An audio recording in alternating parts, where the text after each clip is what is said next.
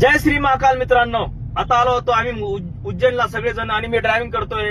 मित्रांनो, मी आधी माझी तवेरा गाडी होती, टुरिस्टचं काम केलं मी, अनेक जागेवर फिरलो. मित्रांनो, एक सांगायचा मुद्दा म्हणजे काय महत्वाचा, आता ज्या नवीन पद्धतीच्या गाड्या निघाल्या आहेत ज्यामध्ये गिअर सिस्टीम नाहीये, ऑटोमॅटिकली गाडी. तर मित्रांनो, रात्री पहाट असेल त्यावेळेला माणसाचं शरीर अस्वस्थ होतं. ऑटोमॅटिकली जी गाडी आहे म्हणजे गिअर बदलवायचं काम नाही, नुसतं क्लच दाबलं की गाडी चालते, ब्रेक दाबला की कंट्रोल होते, यामध्ये माणसाच्या शरीराला काम नाही. म्हणजे सांगायचा उद्देश असा आहे की प्रवासामध्ये नको ते घडून जातं, माणसाचं शरीर अस्वस्थ होतं म्हणून. तर मित्रांनो, ज्या मित्रांना गाडी घ्यायची असेल त्यांनी जुन्या पद्धतीची गाडी घ्या. जरी मॉडेल वेगवेगळे असतील तर त्याच्यामध्ये गिअर सिस्टीम ही आहेच. आणि गिअर सिस्टीमची गाडी घेण्यामागचं तुम्हाला एकदम चांगलं कारण सांगतो की माणूस हा ड्रायव्हिंग करत असताना त्याला स्वतःला खूप कामं असतात.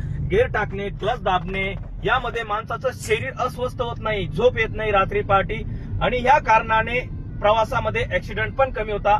तर मित्रांनो, ज्याही मित्रमंडळीला गाडी घ्यायची असेल त्यांनी अशा पद्धतीने गिअर सिस्टीमचीच गाडी घ्या, जेणेकरून ड्रायव्हरला किंवा मालकाला गाडी चालवताना पूर्णपणे काम राहील आणि ते काम करत असताना माणसाच्या शरीराला झोप निद्राही येत नाही, माणसाचं शरीर आळसी होत नाही. या कारणाने तुमच्या वर जे येणारी बला आहे, अपघात आहे, ते टळतील. मित्रांनो, जय जवान, जय किसान, जय महाराष्ट्र.